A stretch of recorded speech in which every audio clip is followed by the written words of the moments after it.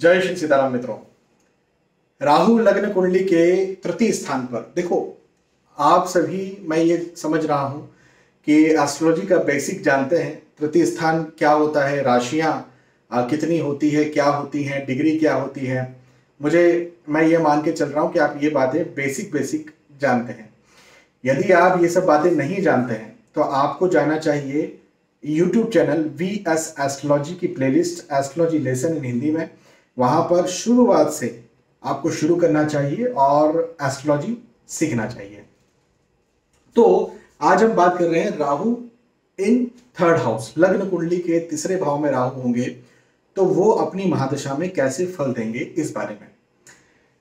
Third house किसे कहते हैं, इसे कहते हैं, ये तो आपको पता है। लेकिन अब राहु के साथ में तो बहुत सारी शर्त होती है। पहली शर्त तो यही होती है कि राहु के जरूरी नहीं कि अपने ही परिणाम है। राहु जिस भी राशि में आकर के बैठते हैं वो राशि शत्रु राशि है या मित्र राशि है, इसका प्रभाव पड़ता है। क्योंकि राहु मारक और कारक तो किसी कुंडली में होते नहीं है। अब मारक कारक नहीं होते हैं तो फिर राशियों के आधार पर शत्रु या मित्र के आधार पर प्रभाव देते हैं। अब शत्रु राशि यदि है तो ऑब्वियसली ये अपनी महादशा में खराब फल देंगे, लेकिन वहीं पर मित्र राशि यदि है तो ये अच्छे फल देंगे, तो इसकी भी कोई गारंटी नहीं है। तो यहां पर बात यह है कि ये मित्र राशि में अच्छे फल तभी देंगे जब मित्र राशि के स्वामी कुंडली में कहीं अच्छे बैठे होंगे। यदि मित्र राशि के स्वामी कुंडली में नीच राशि स्थित बैठ गए, छठे, आठवें, 12वें भाव में बैठ गए, तो ये राहु महाराज भी अपने अच्छे रिजल्ट्स नहीं देने वाले। इस बात को ध्यान रखिए। वैसे ये राहु और केतु दोनों के ही साथ में होता है। अब ये तो एक बात हो गई। अच्छा, एक और बात बीच में मैं बता दूं, ये कोई वो फैंसी वीडियो नहीं होने वाला है जो इंस्टाग्राम और यूट्यूब पर मसाले डाल डाल के बनाया जाता है। ये जमीनी वीडियो है। ये ऐसा वीडियो है जिससे एक्चुअल में एस्ट्रोलॉजी सीखने को मिलेगी। ये वीडियो मैं कुछ भी इधर उधर की बातें नहीं करके बनाने वाला हूँ। ये वीडियो मैं उन सब छोटी छोटी बातों को, जो एस्ट्रोलॉजी को आजकल क्या समझ लिया गया है कि राहु इन फर्स्ट हाउस और बस बोलना शुरू कर दो, ऐसा नहीं होता है। बहुत सारी चीजें होती है और यहाँ पर भी मैं आपको 100% नहीं बता रहा हूँ, क्योंकि एक वीडियो में 100% बताया भी नहीं जा सकता। आप मानिए एस्ट्रोलॉजी का 1% मैं यहाँ पर आपको बता दूं और आप समझ जाए तो बहुत बड़ी बात है। मतलब इससे भी आगे की एस्ट्रोलॉजी होती है। फिर भी मैं जितना डीप हो सकता है बताने की कोशिश कर रहा हूँ। तो एक शर्त ये होगी। दूसरी शर्त यह है कि कोई भी प्लैनेट होता है ना, उसकी डिग्री होती है। हाँ, तो डिग्री के आधार पर प्लैनेट अपने परिणाम देते हैं। तो यदि मैंने कहा कि कोई ग्रह अच्छे हैं तो आपको यह भी देखना है कि वो ग्रह कितने पावरफुल है और ये डिग्री से आपको पता चलेगा। तो अच्छे हैं तो ज्यादा पावरफुल है तो और अच्छे फल देंगे, कमजोर हुए तो खराब फल देंगे। इसी प्रकार नेगेटिविटी भी उनकी यहाँ पर शो होती है। एक बात। अगली बात ये कि राहु महाराज के बारे में एक भ्रामक जानकारी है कि भाई ये third house, 6th house, 8th house, 12th house में अच्छे रिजल्ट देंगे। ऐसा नहीं होता। राहु इन भावों में भी अपने खराब रिजल्ट देते हैं, क्योंकि राहु खराब है और ये भाव लग्न कुंडली में खराब है, तो इस वजह से ये खराब ही रिजल्ट देंगे। ये कोई गणित नहीं है। इस प्रकार की बात को आप बिल्कुल नजरअंदाज कर दीजिए। ठीक है, अब आगे बढ़ते हैं और बीच बीच में फिर मैं आपको चीजें और बताते रहूंगा। तो अभी देखो, अच्छा, कोई भी प्लैनेट किसी भी भाव में कभी भी अकेला नहीं होता, वो नंबर के साथ होता है। 1 से लेकर के 12 तक कोई सा नंबर आपको लिखा दिखेगा। तो Rahu in third house with different sign, आज हम बात कर रहे हैं मेष से लेकर के मीन तक। तो यदि राहु लग्न कुंडली के थर्ड हाउस में 1 नंबर के साथ बैठेंगे तो क्या फल देंगे, इससे शुरुआत करते हैं। तो 1 नंबर का मतलब क्या होता है? 1 नंबर का मतलब होता है मेष राशि। मेष राशि जो है वो मंगल की राशि है। मंगल की राशि शत्रु राशि होती है राहु के लिए। तो यहाँ पर राहु अपने खराब रिजल्ट ही देते हैं। आप ऐसा समझिए कि राहु यहाँ पर जैसे अंगारक योग होता है ना, अब ये टेक्निकली अंगारक योग नहीं है, हाँ, लेकिन ये उससे कम रिजल्ट भी नहीं देगा। थर्ड हाउस जो है वो भाग दौड़, मेहनत, परिश्रम का भाव होता है। हाँ, थर्ड हाउस जो है पराक्रम का भाव होता है। कई बार छोटी मोटी यात्राओं का भाव भी होता है, लेकिन कई बार लंबी यात्राओं को भी राहु जैसे ग्रह यदि बैठ जाए तो विदेश यात्राओं को भी ये शो कर देता है। अच्छा, एक और बात, राहु की 3 दृष्टि होती है, 5वीं, 7वीं और 9वीं। तो 1, 2, 3, 4, 5। तो 5वीं दृष्टि यहां पर आएगी, 7वीं दृष्टि यहां पर आएगी और 9वीं दृष्टि यहां पर आएगी। है ना, जहां से बैठते हैं 1 2 3 4 5 6 7 8 9। अभी दृष्टि क्या होती है? तो दृष्टि मतलब जब कोई भी ग्रह कहीं बैठता है तो वो जहां बैठता है वहीं के फल देगा, ऐसी बात नहीं है। वो जहां दृष्टि डालता है वहां के भी फल देगा। तो दृष्टियां उनकी यहाँ पर एक ऑलरेडी मेजर्ड है, ऑलरेडी डिसाइडेड है। चल, तो 1 नंबर के साथ क्या फल देंगे? तो भाई ये जो राहु महाराज हैं, ये पति पत्नी वाद विवाद अलगाव की स्थितियां पैदा करते हैं राहु की महादशा में। क्योंकि मंगल की राशि में मंगल उग्र ग्रह है, भाग्य को भी खराब करने का काम करते हैं। राहु की दशा में यदि कोई व्यक्ति बिजनेस कर लिया तो गया काम से, नौकरी भी करेगा तो भी भाग्य तो उसका साथ नहीं देगा, लेकिन ऐसा है कि कम से कम लॉस तो नहीं होगा नौकरी में, भले ही कम लेकिन आएगा तो सही। वहीं पर राहु महाराज लाभ स्थान पर प्रभाव डालेंगे तो लाभ बिल्कुल भी होने नहीं देंगे। ऐसी स्थिति में भाग दौड़ बहुत ज्यादा बनाएंगे। ऐसा व्यक्ति कहेगा कि मतलब रेस्ट नहीं है, बहुत मेहनत बहुत परिश्रम करना पड़ रहा है, फिर भी मैं बहुत ज्यादा परेशान हूं। तो राहु की महादशा में इस प्रकार के रिजल्ट्स देखने को मिलते हैं। 1 नंबर के साथ राहु महाराज होते हैं। तो 1 नंबर के बाद में यदि 2 नंबर के साथ होंगे तो अब 2 नंबर जो है ये वृषभ राशि है, टॉरस। तो वृषभ राशि शुक्र की राशि होती है, राहु के लिए मित्र राशि है। वहीं पर वृषभ राशि के साथ में राहु को उच्च राशि स्थित भी माना जाता है। वृषभ और मिथुन दोनों ही राशियों के साथ राहु उच्च के परिणाम देते हैं। तो यदि कहीं शुक्र की स्थिति कुंडली में अच्छी है तो राहु यहाँ पर बहुत अच्छे रिजल्ट देंगे। ये राहु महाराज व्यक्ति को ठीक है भगाएंगे। राहु की दशा जब भी लगेगी तो व्यक्ति भागेगा दौड़ेगा, ट्रेवल करेगा, परिश्रम करेगा, हो सकता है फॉरेन सेटलमेंट उसका हो जाए, मतलब मेहनत ज्यादा करने वाला व्यक्ति होगा, ये बात सही है। लेकिन भाग्य उसका बहुत साथ देगा। वो जितनी मेहनत करेगा उसके आगे आगे उसका भाग्य साथ देगा। लाभ, धन, प्रतिष्ठा, आय, इनकम का लाभ बहुत अच्छा होने वाला है। वहीं पर वैवाहिक जीवन भी उसका बहुत अच्छा होगा। अब ये जरूर बात हो सकती है कि शादी के पहले उसके कई सारे अफेयर्स हों। हाँ, कुंडली मिलान किए बिना शादी हुई तो एक्स्ट्रा मैरिटल अफेयर हो सकता है, लेकिन पत्नी को पता नहीं चलेगा या पति को पता नहीं चलेगा, तो मैरिड लाइफ अच्छी रहेगी। 3 नंबर के साथ राहु है, यहां पर भी लगभग ऐसे ही परिणाम देंगे, क्योंकि 3 नंबर बुध की राशि है, राहु महाराज के लिए मित्र राशि है, उच्च राशि भी है। ये और बेहतर परिणाम देंगे। मैं तो ये कहूंगा कि भाई मेहनत परिश्रम भागदौड़ कराएंगे, इंसान मेहनती होगा, लेकिन भाग्य से साथ भी दिलवाएंगे। भाग्य हम 2 कदम नहीं 4 कदम आगे चलने वाला है। पॉजिटिविटी में मैं बात कर रहा हूँ। लाभ होगा, धन, आय, इनकम, पैसों का लाभ होगा, 100% होगा। कम्युनिटी व्यक्ति की इज्जत करेगी, उसका जो सर्कल है वो व्यक्ति की इज्जत करेगा। फिर वही बात हो गई कि एक्स्ट्रा मैरिटल अफेयर हो सकता है, लेकिन वैवाहिक जीवन को राहु महाराज खराब नहीं करेंगे। मतलब कई बार होता है ना कि अनफॉर्चुनेटली ये सोसाइटी में चीज हो रही है कि कुछ लोगों के साथ में एक्स्ट्रा मैरिटल अफेयर्स चलते हैं, लेकिन वो खत्म भी हो जाते हैं, कब खत्म हुए पार्टनर को पता भी नहीं चलता। तो ऐसी स्थितियां जो है वो पैदा होंगी।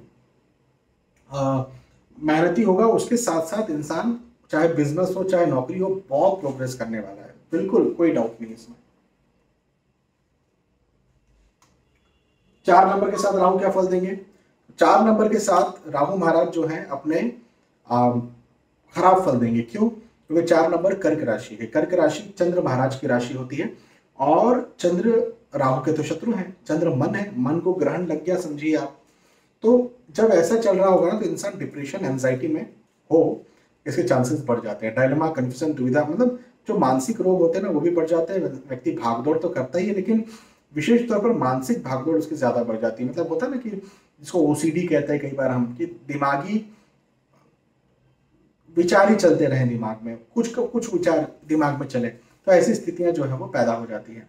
वहीं पर वैवाहिक जीवन भी बहुत अच्छा नहीं चल पाता है। भाग्य तो बिल्कुल साथ नहीं देता है। ऐसे लोगों को बिजनेस नहीं करना चाहिए, तो लॉस होता है। नौकरी करें, नौकरी में भी उतनी उन्नति तो देखने को नहीं मिल पाती है अनफॉर्चुनेटली। तो ये खराब दशा होती है यदि 4 नंबर के साथ राहु बैठते हैं। तो 4 के बाद में 5 नंबर के साथ, 5 नंबर के साथ यदि राहु हैं तो ये भी अगेन खराब है, क्योंकि 5 नंबर सिंह मतलब सूर्य देव की राशि है, और तृतीय स्थान में भाग दौड़ मेहनत तो व्यक्ति करेगा ही करेगा, लेकिन प्रतिष्ठा की हानि भी उस व्यक्ति की होगी। हाँ, वो जितनी भागदौड़ करेगा उल्टा उसको अच्छा ना समझ करके खराब समझा जाएगा कि क्या फालतू इधर जा रहा है उधर जा रहा है, उसको कोई समझेगा नहीं, व्यक्ति को उसकी मेहनत तो कोई समझेगा नहीं। वैवाहिक जीवन भी खराब हो इसके चांसेस होंगे। भाग्य तो बिल्कुल साथ नहीं देगा एक्चुअली, और लाभ नहीं होगा। यदि नौकरी करता है तो ठीक है, बिजनेस करता है तो लॉस हो जाएगा। तो अच्छी बात नहीं है यहाँ पर राहु के 5 नंबर के साथ रहने की। 6 नंबर देखो 6 नंबर के साथ कई सारे विद्वान राहु को स्वराशि स्थित मानते हैं, खुद की राशि मानते हैं। हालांकि राहु अच्छे फल भी यहाँ पर देते हैं। तो राहु महाराज भगाएंगे, दौड़ाएंगे, मेहनत करवाएंगे, परिश्रम करवाएंगे, लेकिन भाग्य से साथ दिलवाएंगे। बौद्धिक क्षमता व्यक्ति की बहुत अच्छी होगी, वाक पटुता व्यक्ति की बहुत अच्छी होगी, बोल करके इंसान अपने काम निकलवा लेगा। बिजनेस भी करेगा तो बहुत अच्छा बिजनेस करेगा। हालांकि ये जरूर शिकायत यहाँ पे करेगा कि बहुत लेट तक काम करना पड़ता है, या फिर नौकरी कर रहा है तो बहुत ज़्यादा मुझे खींच लिया जा रहा है, जिसको बोलते हैं ना कि आप पूरी ताकत निकाल ली जा रही है, वैसी स्थिति जो है वो पैदा हो जाएगी। वैवाहिक जीवन ठीक ठाक रहेगा, कुंडली मिलान करके ही शादी करना चाहिए। मतभेद आर्ग्यूमेंट्स अक्सर होते रहे वैवाहिक जीवन में, ऐसी स्थितियां बनेगी। 6 के बाद में 7 नंबर के साथ, 7 नंबर तुला राशि होती है, यह शुक्र देव की राशि होती है। ऐसी स्थिति में राहु महाराज के साथ यदि शुक्र की राशि हो तो व्यक्ति बहुत डिप्लोमेटिक होगा राहु की दशा में, और शॉकिंग प्रवृत्ति का होगा। एक्स्ट्रा मैरिटल अफेयर्स हों, इसके चांसेस बन जाएंगे, बढ़ जाएंगे। शादी के पहले भी अफेयर्स हों, इसके चांसेस बढ़ जाएंगे। हालांकि भाग्य साथ देगा, धन, पैसे, आय, इनकम, कैरियर के दृष्टिकोण से बहुत उन्नति होने वाली है। वहीं पर लाभ भी होगा, इनकम, आय, पैसों का, धन का। लेकिन कुंडली मिलान के बिना शादी की तो डाइवोर्स, अलगाव हो जाए, इसके चांसेस भी बनेंगे, है ना। 7 नंबर के साथ, 7 के बाद 8 नंबर। देखो 8 नंबर वृश्चिक राशि होती है, इसमें राहु को नीच राशि स्थित माना जाता है। अब 9 नंबर धनु राशि के साथ भी राहु को नीच राशि माना जाता है, 8 नंबर के साथ भी माना जाता है, और होते भी हैं। माना जाता है का मतलब ये कि प्रैक्टिकली मैंने देखे भी हैं। तो राहु मंगल की राशि में अगेन यहाँ पर आ गए, है ना। तो मंगल और राहु मिलकर के डायलेमा, कंफ्यूजन, दुविधा, भ्रम, तनाव तो देंगे, लेकिन ऐसा व्यक्ति गुस्सा भी ज्यादा करेगा और भ्रम में आकर गुस्सा करेगा। मतलब मैंने मान के चले, मैंने किसी को इस प्रकार की राहु की दशा चल रही, उसको मैंने सिंपल कोई बात बोली, है ना, कि भाई उधर मत जाना, वहां पर जो है ना ट्रैफिक ज्यादा है, आप इधर से जाना। अब वो व्यक्ति मेरे बारे में सोच रहा है कि ये व्यक्ति मुझसे जलता है और इस वजह से शायद इधर से जाने को मना कर रहा है, मैं तो उधर से ही जाऊंगा, और वहां जाके फंस जाएगा। तो मतलब गुस्सा भी आएगा, डायलेमा भी आएगा, कंफ्यूजन भी आएगा, और कॉन्फिडेंट ऐसा व्यक्ति हो जाएगा। वहीं पर भागदौड़, मेहनत ज्यादा होगी, वैवाहिक जीवन खराब हो सकता है। कुंडली मिलान के बिना शादी नहीं करना है, भाग्य साथ नहीं दे सकता, बिजनेस तो करना ही नहीं है, बिजनेस किया तो लॉस जाएगा। वहीं पर आय, इनकम, पैसे में उतनी वृद्धि राहु की दशा में नहीं हो पाएगी। 8 के बाद में 9 नंबर, एक्चुअली 9 नंबर के साथ तो और ज्यादा राहु महाराज प्रॉब्लम क्रिएट करेंगे। डायलेमा, कंफ्यूजन, दुविधा, भ्रम। इंसान जो है वो वैसे गुस्से तो नहीं होगा, लेकिन इमोशनल बहुत ज्यादा होगा, एंजाइटी में बहुत ज्यादा, फ्रस्ट्रेशन उसका बहुत ज्यादा निकलेगा, ये कह सकते हैं। वैवाहिक जीवन खराब हो सकता है राहु की दशा में। कुंडली मिलान किए बिना शादी की तो गए काम से। भाग्य उतना अच्छा साथ नहीं देने वाला है, और लाभ नहीं होगा। यदि बिजनेस करते तो लॉस होगा, नौकरी करते हैं तो थोड़ा बहुत लाभ हो सकता है। 9 के बाद 10 नंबर, देखो 10 और 11 नंबर, ये दोनों के साथ में राहु लगभग एक जैसे फल देने वाले हैं।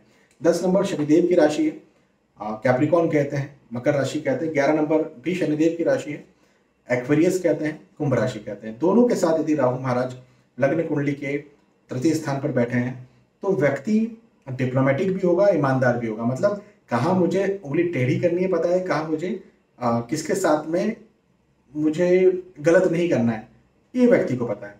भाग दौड़, मेहनत ज्यादा करेगा, परिश्रमी बहुत ज्यादा होगा। अपने काम को लेकर के ऐसा व्यक्ति बहुत लॉयल होगा, काम में कॉम्प्रोमाइज नहीं करना। काम में यदि मान के चलो कि कोई काम है, उसका कमिटमेंट है कि भाई ये प्रोजेक्ट इतनी देर में करना ही है आपको, तो उतनी देर में भले उसे खाना ना मिले, या फिर बहुत फटाफट खाना खा लेगा, या फिर उसे सोने को ना मिले, ठीक है कोई बात नहीं चलेगा, लेकिन मैं प्रोजेक्ट पूरा कर दूं, तो ऐसा व्यक्ति रहेगा। मेहनत ही बहुत ज्यादा होगा, मेहनत करना भी पड़ेगी उस व्यक्ति को। वहीं पर वैवाहिक जीवन, विवाह में डिले हो सकता है, ये बात हम मानते हैं, लेकिन वैवाहिक जीवन ठीक ठाक होगा। कुंडली मिलान करके शादी करना है, नहीं तो मतभेद अक्सर होते रहेंगे। भाग्य साथ देगा, लेकिन बहुत अधिक मेहनत करने पर लाभ होगा। बिजनेस की मैं सलाह यहाँ पर नहीं देता हूँ, बहुत ज्यादा मेहनत करना पड़ेगी अपने बिजनेस में। नौकरी करेगा ना, क्योंकि शनि की राशि में राहु बैठे ना, तो नौकरी करेगा तो ज्यादा लाभ देखने को मिलेगा, बिजनेस में उतना लाभ देखने को नहीं मिलेगा। शनि जो है ना वो नौकरी को रिप्रेजेंट करते हैं, वो बिजनेस को रिप्रेजेंट नहीं करते एक्चुअली। और 12 नंबर फाइनली मीन राशि। मीन राशि जो है वो राहु महाराज के लिए शत्रु राशि है, गुरु की राशि है। यहाँ पर राहु जो है डायलेमा, कंफ्यूजन, दुविधा, भ्रम में रहेंगे और इमोशनल रहेंगे। मेहनत ज्यादा करना पड़ेगा, व्यक्ति को समझ ही नहीं आएगा कि क्यों मेरा भाग्य साथ नहीं दे रहा है। वैवाहिक जीवन खराब हो सकता है, विवाह में डिले देरी हो सकती है। कुंडली मिलान करके ही शादी करना, ध्यान रखना। बिजनेस किया तो लॉस जाएगा, लाभ नहीं होगा। नौकरी ही करना है, नौकरी में भी उतना व्यक्ति को समझ नहीं आएगा कि क्यों ऐसा हो रहा है। ऐसी स्थिति में मैं कहूंगा बिना सलाह लिए यदि व्यक्ति अपना जीवन यापन कर रहा है तो वो बहुत गलत कर रहा है। सलाह लेकर के ही काम करना है, इस बात का जरूर आप ध्यान रखना। ठीक है, तो यहाँ पर हमने चर्चा की राहु इन थर्ड हाउस महादशा में अलग अलग राशि नंबर्स के साथ अपने कैसे फल देंगे। मुझे विश्वास है कि आपको बात समझ में आई होगी, वीडियो पसंद आया होगा। यदि वीडियो पसंद आया तो जरूर मुझे बताइए कि पसंद आया। फिर मिलेंगे आने वाले वीडियोस में, तब तक के लिए आज के इस वीडियो में मैं आपसे विदा चाहता हूँ। जय श्री सीताराम।